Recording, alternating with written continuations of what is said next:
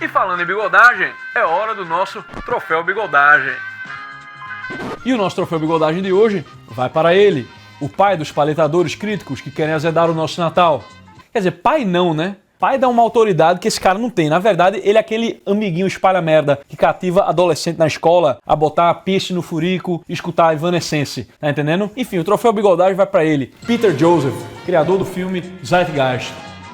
Todo mundo tem aquele primo maconheiro que gosta de pagar de o inteligentão. É o crítico, né? Ele fica falando que o Natal foi apropriação do Iule por parte dos católicos da época de Constantino. Quando os romanos da época de Constantino, coitado, nem sabia que era esse tal de Yuri, onde jogava nem quantas copas tinha, né? A primeira vez que se tem registro dessa palavra é do historiador cristão, o venerável Bede, né? Que viveu ali na mesma época do nosso São Bonifácio, ali na segunda metade do século VII para o início do século VIII. Ele usou essa expressão para designar o último e o primeiro mês do ano dos pagãos que ele estava observando ali, e não com esse sentido que essa galera New Age fica usando aí para cheirar suruba fantasiado de rapariga da Tomorrowland, né? Pois bem, esse seu primo provavelmente assistiu o primeiro dessa série de porcaria chamado Zeitgeist. Lá, esse Pedrinho José aí, ironicamente nomeado após 2 santos e um deles papa, chega com uma tabela bombástica de deidades antigas, né, incluindo aí Horus, Krishna e Mitra, em que ele faz uma tabelinha, ele diz, nascido no dia 25 de dezembro, foram crucificados e ressuscitaram ao 3º dia, buscando mostrar que o Cristo era só mais um copy-paste. Então, vamos lá.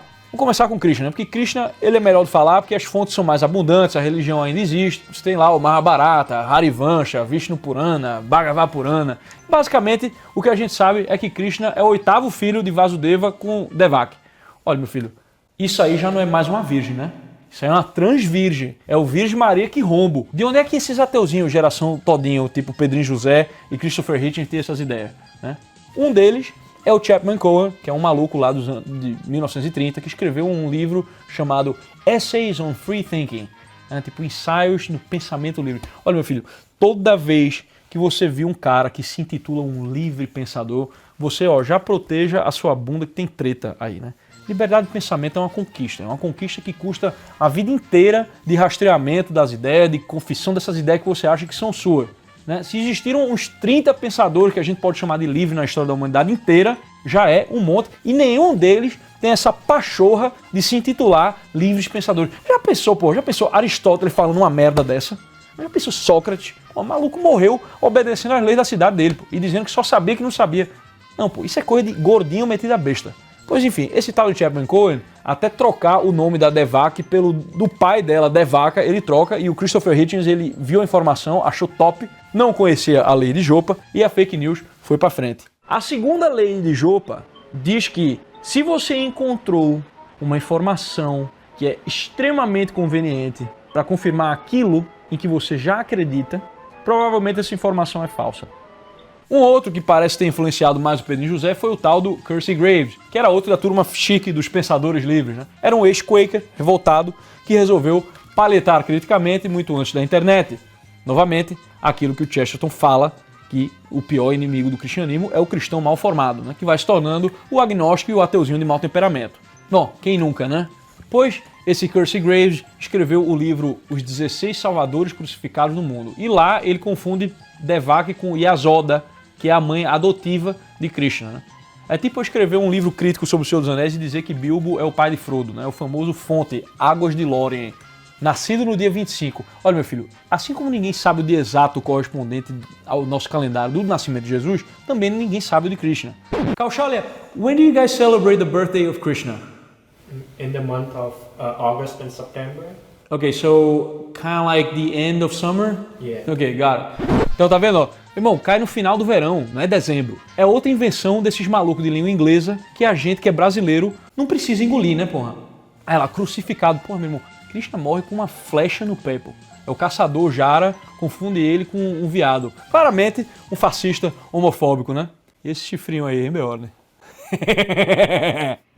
Foi você que colocou isso aqui em mim, Rasta. Nem vem que não tem. Mas daí pra eu dizer que é crucificado, é tipo eu dizer que Aquiles boladão ali foi crucificado, né? Ressuscitou e ascendeu ao céu. Meu filho, o espírito de Krishna ascende. né? Mas o corpo dele fica na terra e é cremado. Isso tem nada a ver com a ressurreição em carne de nosso Senhor Jesus Cristo, né? A não ser nessa versão descafeinada que os franceses inventaram no século XIX e que faz sucesso entre um monte de funcionário público no Brasil. Aí realmente esse Jesus descafeinado é parecido mesmo, mas o nosso não. Aí depois vem Mitra, né? Esse aí é mais complicado, porque tem poucas autoridades no assunto e até lá, os anos 40, era só um maluco chamado Franz Cumont que baseou a pesquisa dele todinha na hipótese de que o Mitra romano e o Mitra iraniano era a mesma coisa. Coisa que mais tarde foi desmentida, né? Fazendo com que o que se sabe sobre o Mitra iraniano seja menos ainda do que se achava. Enfim, tem pouco que se sabe sobre o maluco, mas o romano já não nasceu de uma virgem, né? Ele já nasceu direto de uma pedra, tunado ali. Bah. O iraniano ninguém sabe, né? A galera faz umas associações malucas com outros deuses babilônios, tipo Ishtar, que era associado à fertilidade, e aí era chamada de pura. Mas daí dizer que ela é mãe do cara, dizer que é uma concepção imaculada, que ela era virgem, são outros 500, né? Também não nasceu em 25 de dezembro. Vamos parar de confundir celebração de aniversário com parto, né? Senão, os historiadores do futuro vão olhar tudo para as nossas fotos de aniversário no Instagram e dizer que todo mundo nasceu ou numa sexta ou no sábado à noite, né? Também não teve nada de 12 discípulos, como fala Zeitgeist, né? Tipo, o iraniano ele tem um brother lá chamado Varuna e o romano é representado com, às vezes, com 2 pigmeuzinhos igual a ele, segurando um a tocha para cima e o outro para baixo, Cautos e Cautoprates. Tem uma pintura do Mitra romano lá matando um touro que tem 12 espectadores, mas daí dizer que são discípulos, né? 12 é um número cheio de simbolismo, né? Daí o cara fazer um telefone sem fio desse não rola, né, porra? No final das contas, tem nada de crucificação, nem ressurreição. Quem matou Mitra foram esses paleteiros críticos aí, tipo o Pedrinho José. Então, é muita mentira pro cara desmentir. Chega, cansa um negócio desse, né? Mas vamos lá. Vamos falar do tal do Horus ainda, né? Tipo, então, aqui as fontes também são meio águas de Lórien, porque para saber sobre o maluco, esses Boca do Inferno, ficam citando um tal de Livro dos Mortos, né? Que é basicamente o meu peru de Natal, né? Porque ele não é um livro, mas ele é uma coleção. E não é que ele foi estabelecido por uma autoridade do qual sai uma ortodoxia, né? Mas tem vários papiros encontrados em tumbas ao longo de 5.000 anos e é por isso dos mortos, né? Porque estava ali nas tumbas. Mas é, porra, um monte de texto de época distinta e a galera tenta juntar os pedaços para tentar fazer com que a história dele seja parecida com a de Cristo. Aí dizer que ele nasceu de uma virgem, meu filho, ó, o pai de Horus era Osíris, né? Que foi morto pelo irmão dele, Sete, e foi desmembrado. Aí a coitada da Isis foi lá e juntou os pedacinhos, juntou os caquinhos do cara e castou um spell de necromancia ali, só que ficou faltando ali o biridim dele. E foi atirado ali no Nilo e comido pelos bagres, né? E, enfim, o bagre poderia ser chamado de peixe-rola. Diga aí, o pinto do cara confundido com a minhoca, né? O ponto é que Isis vai lá e coloca um biridim de ouro no maridão. Coisa que me dá até medo de falar aqui, para não dar ideia para jogador de futebol e cantor de hip hop com tatuagem na cara, né? Bom, de dar pra um zumbi com um pinto de ouro pra uma concepção imaculada tem uma diferençazinha pequena, né? Ah, porra, me amarrei no peixe-rola e no pinto de ouro aí. Bom, aí crucificado. Essa aí é sinistra, né? A fonte é uma imagem de Horus com os braços abertos. De acordo com essa aí, meu filho, então foram crucificados também o Jim Morrison, a Rose do Titanic, né? Enfim, e pra fechar, o tal do 25 de dezembro que não faz o menor sentido, né? Não é nem o mesmo calendário, mas mesmo que fosse celebrar algo perto do solstício de verão, é conveniente, meu filho. Não é simples, é pra sufocar as tradições pagãs, que bichinhas, né? Tipo, bichinhas das tradições pagãs. Que pena que a gente se livrou da eugenia e do sacrifício humano, né? Mas as bruxas de agora estão querendo trazer a eugenia de novo, né, as feministas? Mas celebrar alguma coisa no solstício é fundamental para qualquer povo que tem agricultura, meu filho. Tu só não leva em consideração a agricultura porque esse teu lanchinho vegano que já chega prontinho para tu no iFood, tu não vê o cristão que levanta às 5 horas da manhã para cuidar da lavoura.